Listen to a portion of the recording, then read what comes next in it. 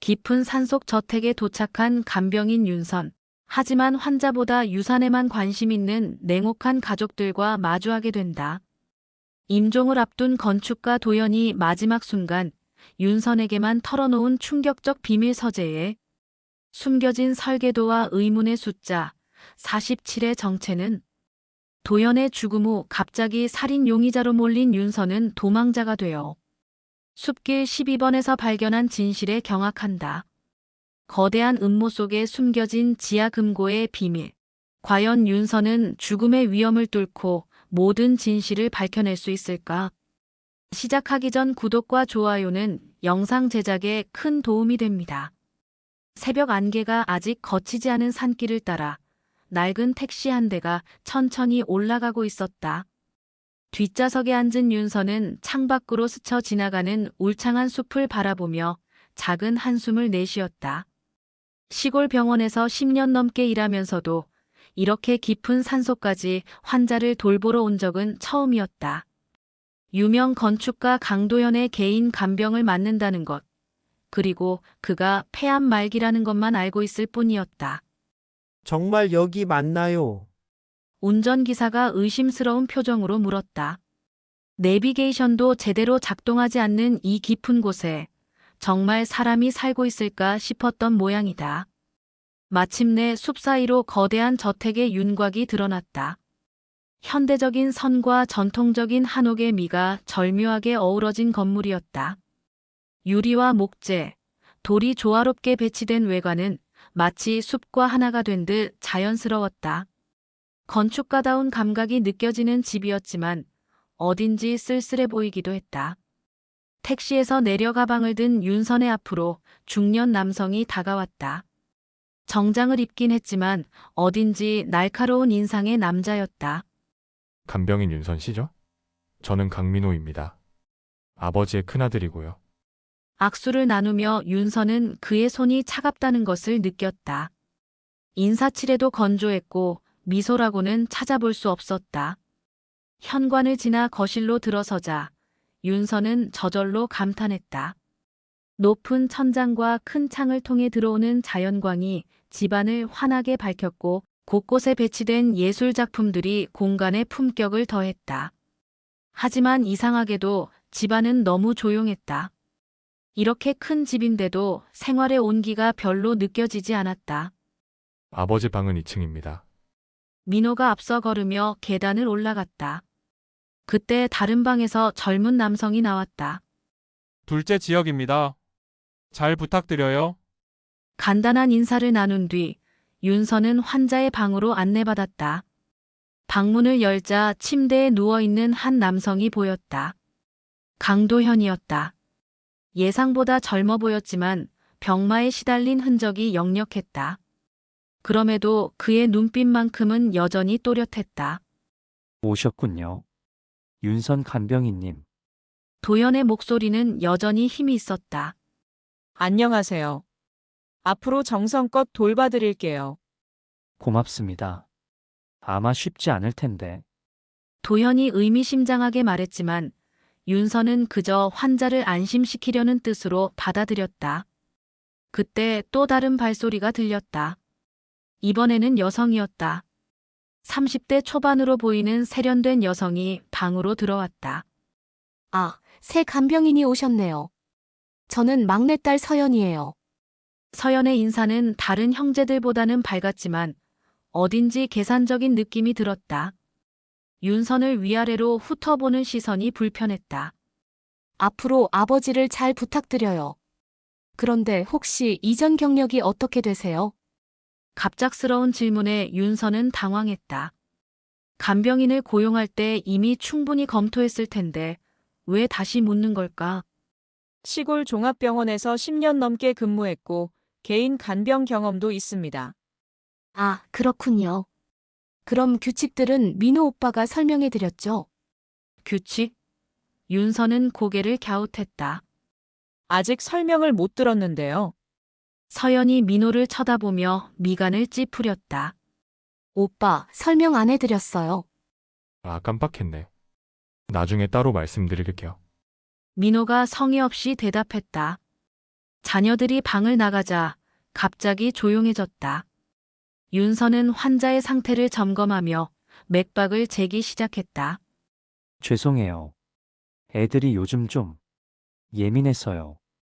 도현이 조용히 말했다. 괜찮아요. 가족분들도 많이 걱정되실 거예요. 하지만 속으로는 이상했다. 걱정하는 가족의 모습이라기보다는 뭔가 다른 일에 신경 쓰고 있는 것 같았다. 점심시간이 되자 윤선은 아래층으로 내려갔다. 부엌에서 자녀들이 대화하고 있었는데 그녀가 나타나자 갑자기 조용해졌다.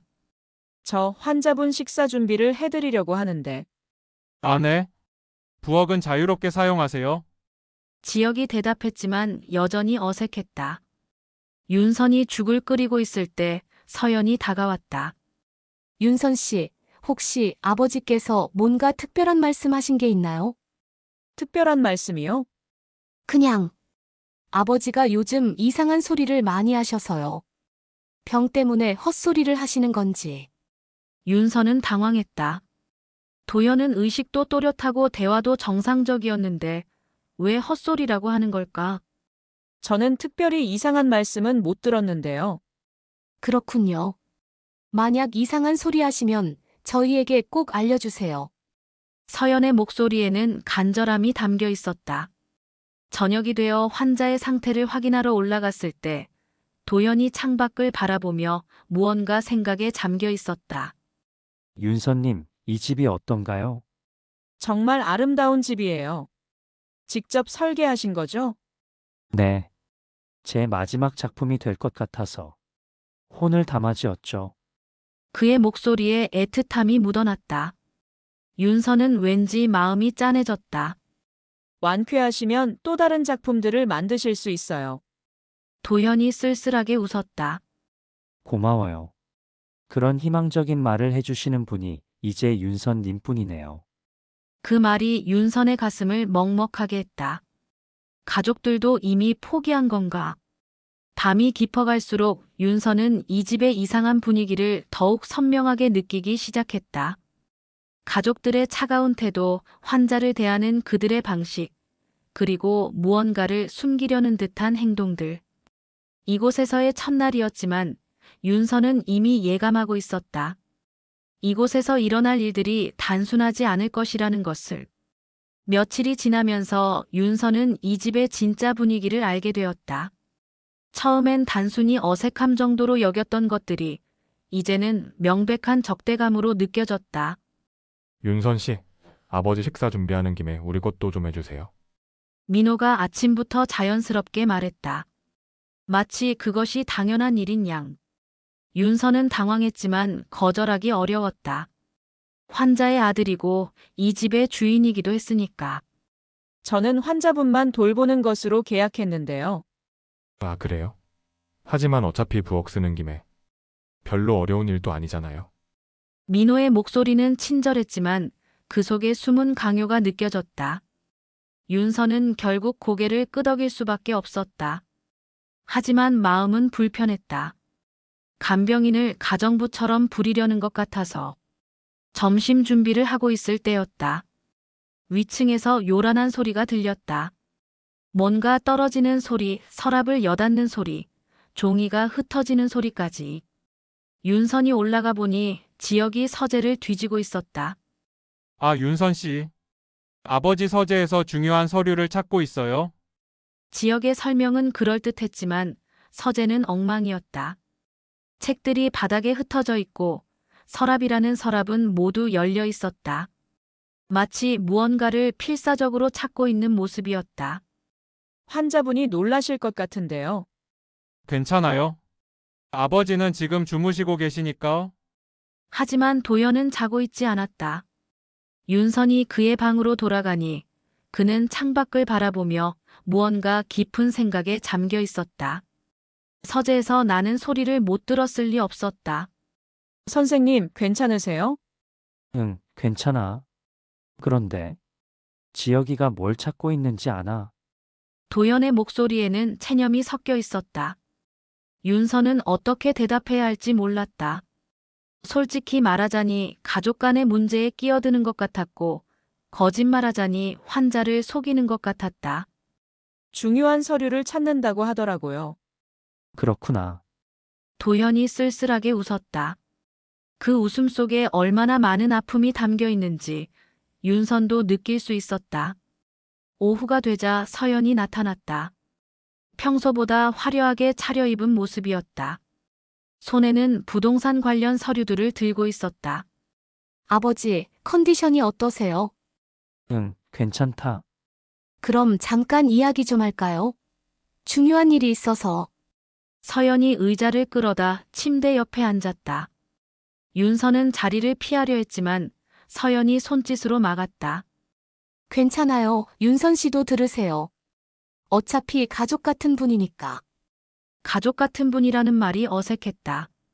며칠 전까지만 해도 의심스러운 눈빛으로 바라보던 사람이 아버지, 이 집 관리가 너무 어려워요. 전기세, 관리비, 세금. 한 달에 나가는 돈이 만만치 않거든요. 서연이 서류를 펼치며 설명하기 시작했다. 하지만 그녀의 진짜 의도는 금방 드러났다. 그래서 말인데, 미리 명예 이전을 하는 게 어떨까요? 세금 문제도 있고. 서연아, 도연의 목소리가 차가워졌다. 지금 그런 이야기를 할 때인가? 하지만 아버지도 아시잖아요. 나중에 복잡해지면. 나중이라니. 아직 살아있는데. 도연의 목소리에 분노가 섞였다. 서연의 얼굴이 붉어졌다. 그런 뜻이 아니에요. 그냥 미리 정리해두면 좋을 것 같아서. 나가. 아버지, 나가라고 했다. 결국 서연이 서류를 들고 나갔다. 방 안에는 무거운 침묵이 흘렀다. 윤서는 어떻게 해야 할지 몰라 그저 서 있을 뿐이었다. 저녁 시간이 되어서야 도현이 다시 입을 열었다. 미안해요. 보기 좋지 않은 모습을. 괜찮아요. 가족 간에도 갈등이 있을 수 있죠. 하지만 속으로는 충격이었다. 환자를 앞에 두고 재산 이야기를 하다니. 게다가 도연은 아직 의식도 또렷하고 대화도 가능한 상태였는데 밤이 깊어갈 무렵 도현이 윤선을 불렀다. 윤선님, 잠깐 이리 와주세요. 침대 곁으로 다가가자 도현이 손을 내밀었다. 윤선이 그의 손을 잡자 그가 속삭이듯 말했다. 제가 부탁이 하나 있어요. 무엇이든 말씀하세요. 서재 안쪽 책장 뒤에 오래된 서랍이 하나 있어요. 찾을 수 있겠어요? 윤선이 고개를 끄덕이자 도현이 계속했다. 그 안에 제가 남길 마지막 설계가 있어요. 아직 아무도 모르는. 그의 목소리가 더욱 작아졌다. 지켜줄 수 있나요? 아무도 모르게. 왜 저에게? 당신만이 믿을 수 있는 사람이에요. 도연의 눈빛이 간절했다. 며칠 만에 만난 간병인에게 이런 부탁을 하다니 얼마나 절박한 상황인지 짐작할 수 있었다. 제가 뭘 해야 하는지 모르겠어요. 그냥 지켜주기만 하면 돼요. 제가 없어진 다음에 누군가 그 설계를 찾을 거예요. 그때까지만. 윤선의 마음이 복잡해졌다. 단순한 간병일이 아니었다. 하지만 도연의 절박한 모습을 보니 거절할 수가 없었다. 알겠어요. 지켜드릴게요. 고마워요. 정말 고마워요. 도연이 그녀의 손을 꽉 잡았다. 그 손에서 전해지는 온기가 왠지 슬펐다. 하지만 위험할 수도 있어요. 제 가족들이 그들도 찾고 있거든요. 괜찮아요. 조심할게요. 하지만 윤선은 알지 못했다. 이 약속이 그녀의 운명을 완전히 바꿔놓을 거라는 것을. 그리고 며칠 후 그녀가 이 집에서 도망쳐야 할 상황이 올 거라는 것을. 그 밤 윤선은 잠들기 전에 서재를 살펴봤다. 지역이 뒤져놓은 흔적이 여전했지만 책장 뒤쪽은 손 떼지 않은 것 같았다. 과연 그곳에 도연이 말한 서랍이 있을까? 호기심과 불안이 동시에 밀려왔다. 도대체 그 설계에는 무엇이 담겨 있는 걸까? 그리고 왜 가족들이 그렇게 필사적으로 찾고 있는 걸까? 윤선은 이제 확신했다. 이 집에는 분명 큰 비밀이 숨겨져 있다는 것을, 그리고 자신이 그 비밀의 열쇠를 쥐게 되었다는 것을. 하지만 아직은 그 열쇠가 얼마나 위험한 것인지 몰랐다. 며칠 후 닥쳐올 폭풍의 전주곡이 이미 시작되었다는 것도. 일주일이 지나자 도연의 상태가 눈에 띄게 악화되었다. 기침이 더욱 심해졌고 숨 쉬는 것도 힘들어했다. 윤서는 밤낮 없이 그를 돌봤지만 병의 진행을 막을 수는 없었다. 하지만 정작 가족들의 관심은 환자가 아닌 다른 곳에 있는 것 같았다.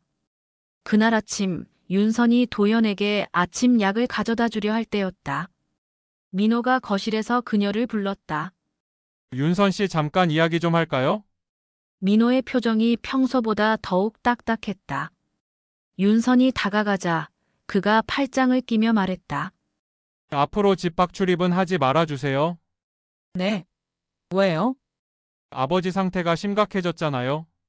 24시간 지켜봐야 할 것 같아서. 그럴듯한 이유였지만 뭔가 이상했다. 지금까지 도연의 상태가 급격히 나빠진 적은 없었는데. 그래도 장을 보러 나가야 할 때도 있는데요. 필요한 건 저희가 사다 드릴게요. 리스트만 주세요. 민호의 말투는 단호했다. 거부할 여지를 주지 않는 목소리였다. 윤서는 묘한 불안감을 느꼈다.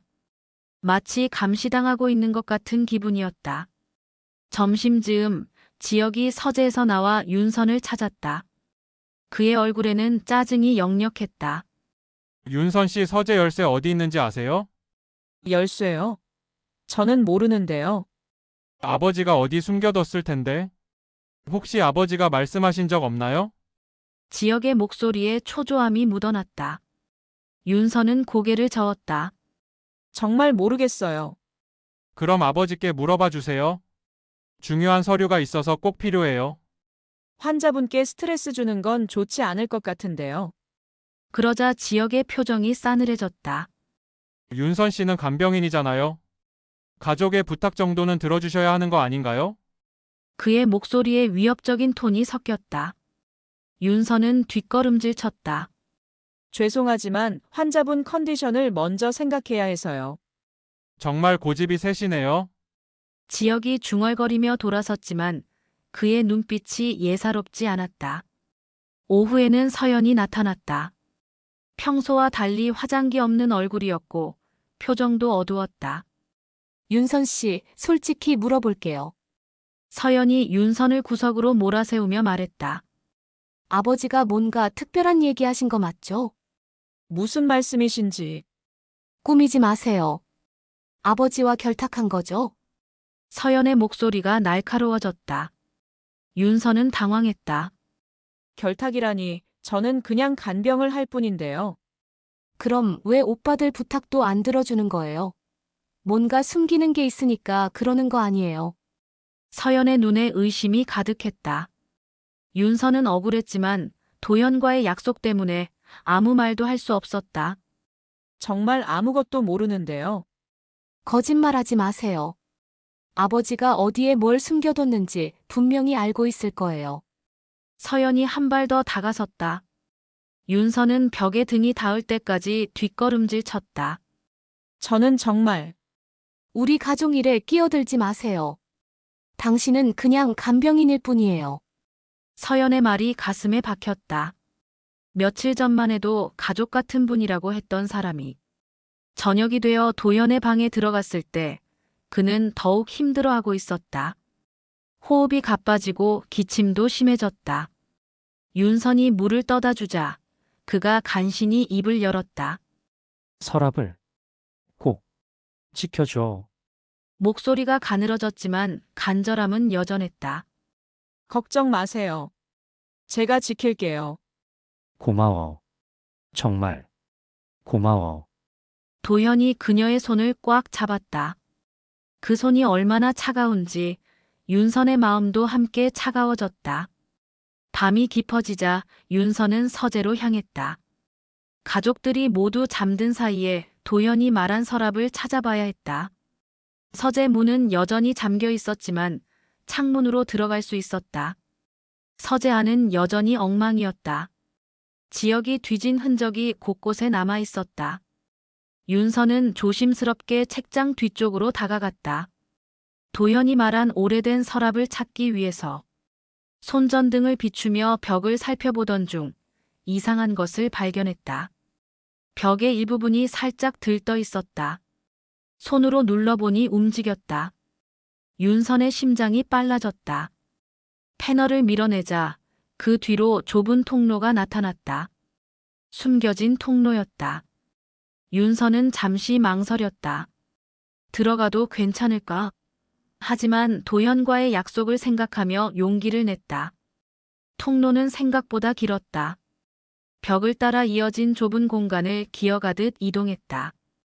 그리고 마침내 작은 공간에 도착했다. 거기에는 정말로 오래된 서랍이 하나 있었다. 서랍을 열자 낡은 노트 한 권이 들어 있었다. 그리고 그 옆에는 작은 쪽지가 하나 더 있었다. 손전등을 비춰 읽어보니 간단한 메모였다. 숲길 12번. 그것뿐이었다. 하지만 윤서는 직감했다. 이것이 중요한 단서라는 것을. 노트를 펼쳐보니 건축 도면들이 가득했다. 하지만 완성되지 않은 설계들이었다. 그리고 곳곳에 의문의 숫자들이 적혀 있었다. 특히 47이라는 숫자가 여러 번 반복되어 나타났다. 윤서는 노트와 메모를 챙기고 통로를 빠져나왔다. 서재를 원래대로 정리하고 조용히 자신의 방으로 돌아왔다. 하지만 마음은 복잡했다. 이 노트에는 대체 무엇이 담겨 있는 걸까? 숲길 12번은 또 무엇을 의미하는 걸까?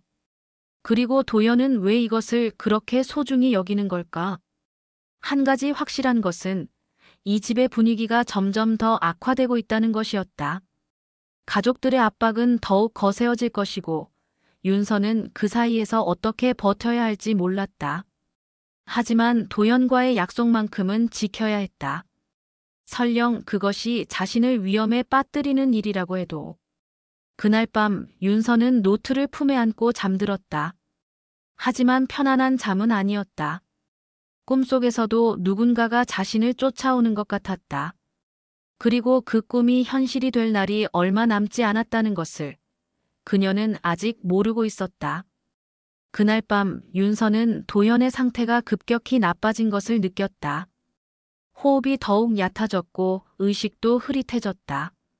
그녀는 밤새 그의 곁을 지키며 지켜봤다. 아마도 이번이 마지막 일지도 모른다는 불길한 예감이 들었다.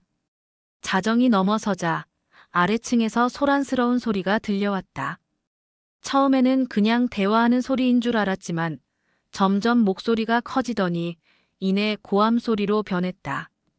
오빠는 맨날 큰아들이라고 더 많이 가져가려고 하잖아. 서연의 날카로운 목소리였다. 그게 당연한 거 아냐? 내가 아버지 회사 일도 도와드렸고?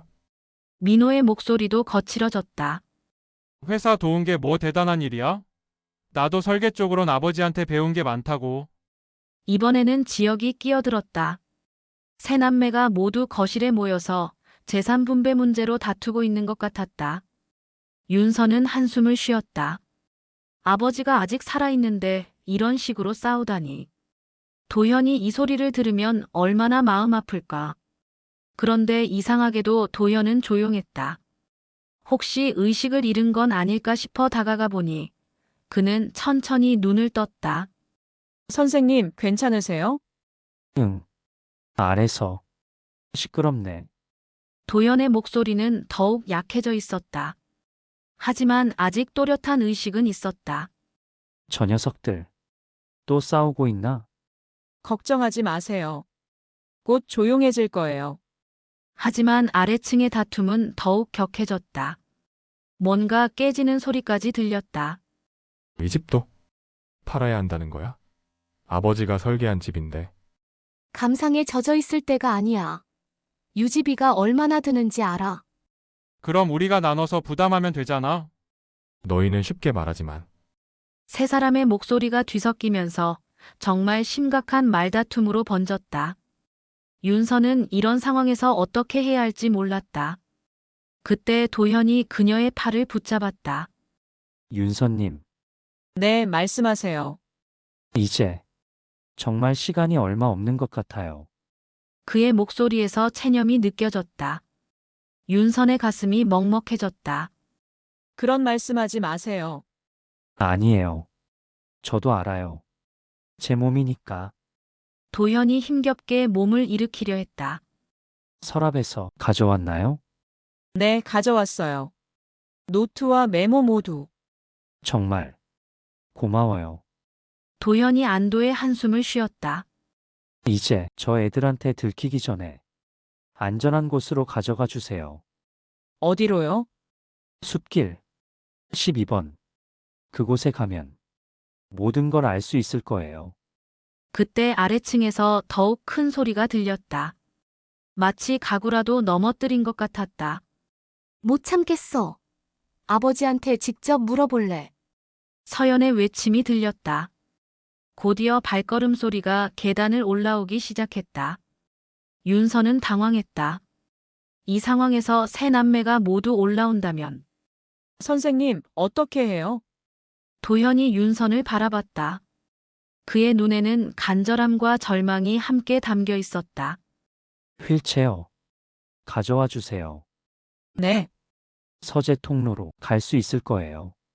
윤선은 재빨리 휠체어를 가져왔다. 도연을 조심스럽게 태우는 동안 발걸음 소리가 점점 가까워졌다. 아버지, 저희 이야기 좀 들어주세요. 서연의 목소리가 복도에서 들렸다. 이제 정말 시간이 없었다. 윤선은 휠체어를 밀고 서재로 향했다. 다행히 아까 발견한 통로는 아직 열려 있었다. 하지만 휠체어가 들어가기에는 너무 좁았다. 안 돼요. 휠체어로는 들어갈 수 없어요. 도연이 휠체어에서 내리려 했지만 너무 약해져서 혼자서는 움직일 수 없었다. 저를 안아주세요. 윤선이 도연을 조심스럽게 안아들었다. 놀랄 정도로 가벼웠다. 병마가 그를 얼마나 쇠약하게 만들었는지 실감할 수 있었다. 통로 안으로 들어가는 순간 복도에서 문을 두드리는 소리가 들렸다. 아버지? 왜 문이 잠겨 있어요? 민호의 목소리였다. 윤선은 도연을 안고 통로 끝까지 이동했다. 그리고 그를 바닥에 조심스럽게 내려놓았다. 선생님, 괜찮으세요? 하지만 도연의 상태는 더욱 나빠져 있었다. 호흡이 가빠지고 얼굴이 창백해졌다. 윤선님, 그가 간신히 속삭였다.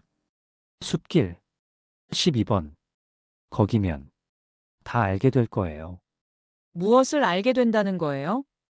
제가 왜 이 설계를 숨겨야 했는지, 도연의 목소리가 점점 작아졌다. 그리고 47이라는 숫자가 무엇을 의미하는지. 윤선은 그의 손을 꽉 잡았다. 그 손이 얼마나 차가운지 생명이 빠져나가고 있다는 것을 느낄 수 있었다. 선생님, 힘내세요. 고마워요. 정말 고마워요. 도연이 마지막 힘을 다해 말했다.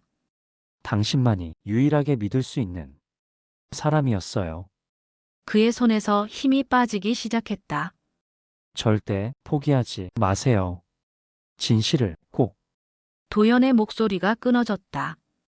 그리고 그의 손이 윤선의 손에서 천천히 떨어졌다. 선생님, 선생님, 하지만 도연은 더 이상 대답하지 않았다. 윤선의 품에서 마지막 숨을 거둔 것이었다. 윤선의 눈에서 눈물이 흘러내렸다. 비록 며칠 사이였지만 도연은 그녀에게 특별한 존재가 되어 있었다. 유일하게 자신을 믿어준 사람이었다. 밖에서는 여전히 문을 두드리는 소리가 들렸다. 곧 문을 부수고 들어올 것 같았다. 윤선은 서둘러 노트와 메모를 챙겼다. 그리고 도연의 눈을 조심스럽게 감겨주었다. 약속드릴게요. 진실을 꼭 밝혀낼게요. 그녀는 작별 인사를 하고 통로를 빠져나왔다. 서재 창문으로 나가서 집 뒤편으로 돌아갔다. 숲은 깊고 어두웠다. 하지만 윤선은 멈추지 않았다. 도현과의 약속을 지키기 위해 그리고 진실을 찾기 위해 숲속으로 사라져갔다. 뒤에서는 집안이 더욱 소란스러워지고 있었다. 아마 도연의 죽음을 발견했을 것이다. 그리고 곧 자신을 찾기 시작할 것이다. 하지만 윤서는 돌아보지 않았다. 이제 그녀의 진짜 여행이 시작된 것이다. 새벽이 밝아오자 윤서는 깊은 숲속에서 몸을 웅크리고 있었다. 밤새 도망치느라 온몸이 상처투성이었고 옷도 찢어져 있었다. 하지만 가장 아픈 건 몸이 아니라 마음이었다. 도연의 마지막 모습이 계속 머릿속에 맴돌았다. 그의 마지막 말들이 귓가에 생생했다. 진실을 꼭 밝혀내달라는 간절한 부탁. 윤서는 품속의 노트를 꼭 껴안았다. 이것이 도연이 남긴 마지막 유산이자 그녀에게 맡긴 사명이었다. 멀리서 사이렌 소리가 들려왔다. 경찰이 온 것 같았다. 윤선의 가슴이 두근거렸다. 설마 벌써 자신을 찾고 있는 건 아니겠지? 오전 9시쯤 윤선은 작은 마을의 카페에 들어갔다. 사람들의 시선이 따가웠지만 뉴스를 확인해야 했다. 카페 안의 TV에서는 아침 뉴스가 나오고 있었다. 유명 건축가 강도현 씨가 어젯밤 자택에서 사망한 가운데 개인 간병인이 실종되어 경찰이 수사에 나섰습니다. 앵커의 목소리가 카페 안에 울려 퍼졌다. 윤선의 심장이 급격히 뛰기 시작했다. 고인의 가족들은 간병인 윤선 씨가 아버지의 개인 물품을 훔쳐 달아났다고 주장하고 있으며 일부에서는 환자 방치 의혹도 제기되고 있습니다. 화면에 윤선의 얼굴이 나타났다. 병원에서 찍은 사진이었는데 어떻게 구했는지 모르겠지만 선명했다. 카페 안에 몇몇 사람들이 TV를 보더니 윤선을 쳐다보기 시작했다. 윤선은 서둘러 자리에서 일어났다. 하지만 이미 늦었다. 저 사람. TV에 나온 사람 같은데? 맞는 것 같아. 경찰에 신고해야 하는 거 아니야. 사람들의 수군거림이 들렸다. 윤선은 황급히 카페를 빠져나왔다. 이제 정말 도망자가 된 것이다. 거리를 걸으며 윤선은 분노가 치밀어 올랐다. 강 가족들이 어떻게 이런 식으로 몰아갈 수 있을까? 아버지를 정성껏 돌본 것도 모자라서 마지막까지 함께했던 사람을 범죄자로 만들다니. 하지만 분노보다는 의문이 더 컸다. 왜 그들이 이렇게까지 하는 걸까? 단순히 유산 문제 때문일까? 아니면 다른 이유가 있는 걸까? 오후에 윤선은 한적한 공원에서 도연의 노트를 자세히 살펴봤다. 건축 도면들이 가득했지만 대부분 미완성이었다. 하지만 하나하나 보다 보니 이것들이 단순한 건물 설계가 아니라는 것을 알 수 있었다. 도면 곳곳에 암호 같은 기호들이 적혀 있었고 특히 47이라는 숫자가 계속 반복되었다. 한 페이지에는 무려 10번이나 나타났다. 이게 우연일 리는 없었다. 그리고 도면들을 자세히 보니 그것들이 모두 한 건물의 다른 부분들을 나타내는 것 같았다. 지하층, 1층, 2층, 그리고 숨겨진 공간들까지. 마치 거대한 퍼즐의 조각들 같았다. 윤선은 숲길 12번이라고 적힌 메모를 다시 들여다봤다. 이것이 주소일까? 아니면 다른 의미일까? 그때 한 가지 아이디어가 떠올랐다. 혹시 도연의 집 근처에 실제로 숲길 12번이라는 주소가 있는 것은 아닐까? 윤선은 스마트폰으로 검색해봤다. 놀랍게도 정말로 있었다. 도연의 집에서 약 3km 떨어진 곳에 숲길 12번이라는 주소가 표시되었다. 그곳은 오래된 건물로 보였는데 지도상으로는 빈 건물처럼 보였다. 윤선은 결심했다. 위험하더라도 그곳에 가봐야 했다. 도연의 마지막 부탁을 이행하기 위해서라도. 해가 지기 시작할 무렵 윤선은 숲길 12번에 도착했다. 예상대로 오래되고 낡은 건물이었다. 2층짜리 양옥인데 오랫동안 사람이 살지 않은 것 같았다. 하지만 이상하게도 문은 잠겨 있지 않았다. 건물 안으로 들어가자 먼지 냄새가 코를 찔렀다. 하지만 완전히 버려진 건물은 아니었다. 곳곳에 사람이 드나든 흔적이 있었고 1층 한 방에는 책상과 의자가 놓여 있었다. 책상 위에는 몇 장의 서류가 놓여 있었다. 윤선이 들여다보니 도연의 이름이 적힌 계약서들이었다. 그리고 그 계약서들의 내용을 보고 윤선은 깜짝 놀랐다. 그것들은 모두 부동산 매매 계약서였는데 도연이 비밀리에 여러 부동산을 구입한 기록들이었다. 그런데 구입 시기가 모두 최근 1년 사이였다. 폐암 진단을 받은 후였다. 더욱 놀라운 것은 매입 가격이었다. 모두 시세보다 훨씬 높은 가격에 구입되어 있었다. 마치 누군가에게 돈을 주기 위한 핑계로 부동산을 산 것 같았다. 그리고 모든 계약서에는 같은 숫자가 적혀 있었다. 47. 계약서 번호가 모두 47번 되었던 것이다. 윤선은 점점 미궁에 빠져들었다. 도연이 왜 이런 일들을 비밀리에 진행했을까? 그리고 왜 가족들에게 숨겼을까? 2층으로 올라가자 더욱 놀라운 것이 기다리고 있었다. 한방 전체가 거대한 작업실로 꾸며져 있었고 벽면 가득히 설계도들이 붙어 있었다. 그리고 그 설계도들을 보고 윤선은 숨이 막혔다.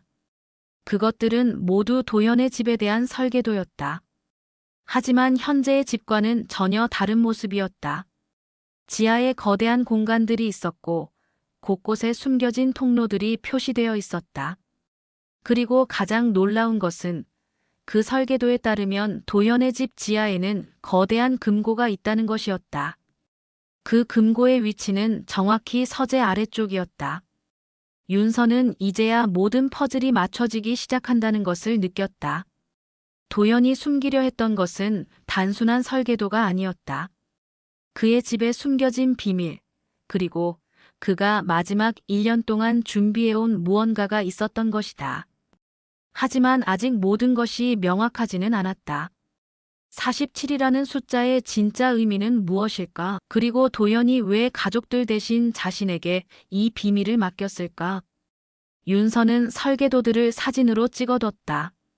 그리고 계약서들도 몇 장 챙겼다. 이제 진실에 한 걸음 더 다가선 것 같았다. 밤이 깊어지자 윤선은 이 건물에서 하룻밤을 보내기로 했다. 아직 갈 곳도 없었고 더 많은 단서를 찾을 수도 있을 것 같았다.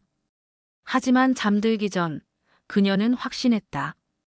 도연의 죽음과 자신이 누명을 쓴 것, 모든 것이 연결되어 있다는 것을.